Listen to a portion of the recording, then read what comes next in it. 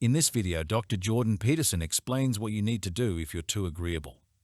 What can a too agreeable young woman do to be more disagreeable and assertive if that isn't how she is temperamentally inclined?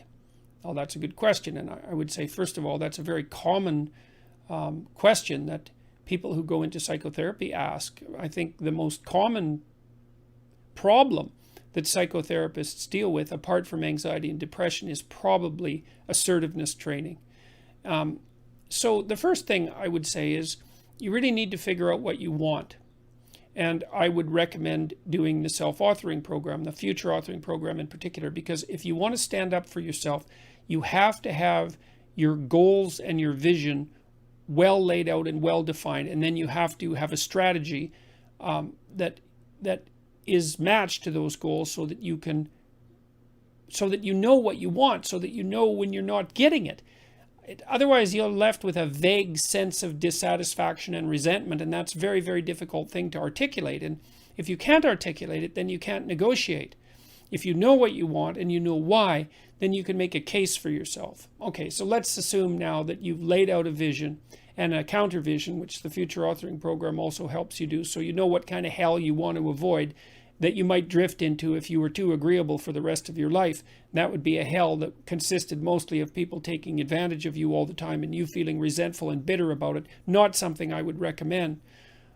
See, I think that women are agreeable because it helps them deal with infants, but it's not a great temperamental strategy for dealing with complex organizations in the adult world. So I think it's a price that women pay for also being adapted to have plenty of patience for very young children.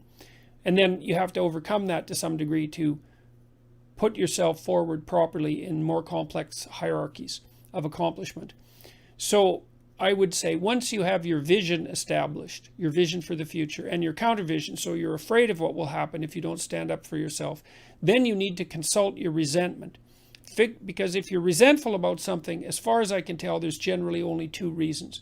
One is you should grow the hell up and quit whining. So you got to find out first if you're just feeling sorry for yourself. And you can think that through, make a pro and con case, and you can talk to somebody that you care about that. I'm not assuming that that's the reason, but that's one potential reason.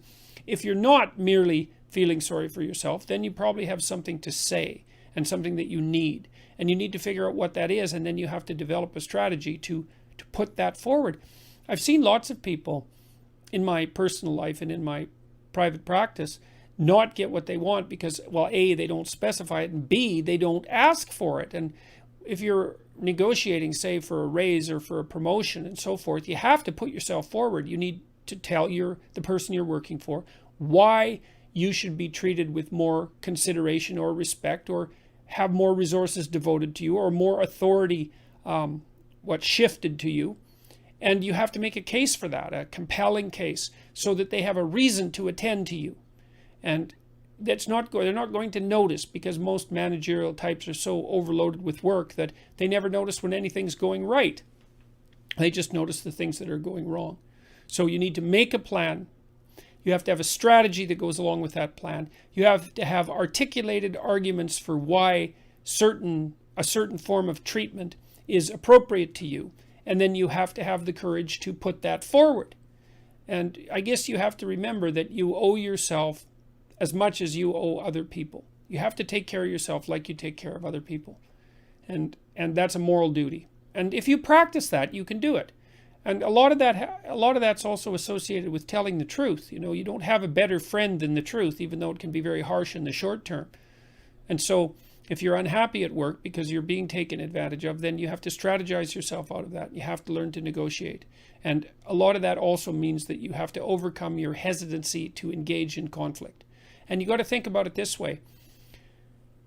Negotiation and conflict are somewhat indistinguishable.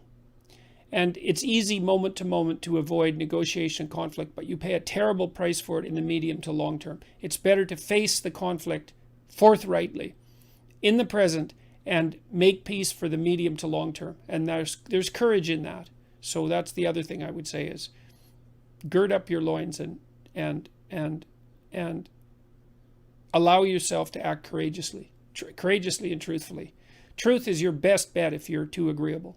So, you also might find that you have a pretty good critical intelligence, but that you think it's mean, and so that you keep it hidden. Some of the smartest women I knew who were very, very agreeable had unbelievably good instincts with regards to figuring out what other people's motives were, but they were ashamed of their suspicions. And really what that meant was they ended up being ashamed of their critical intelligence because they were so agreeable. So it may be that the darker part of you, the shadow part of you, knows things that you could know if you were willing to admit that they were true. And so you have to give some credence to your darker element, I would say.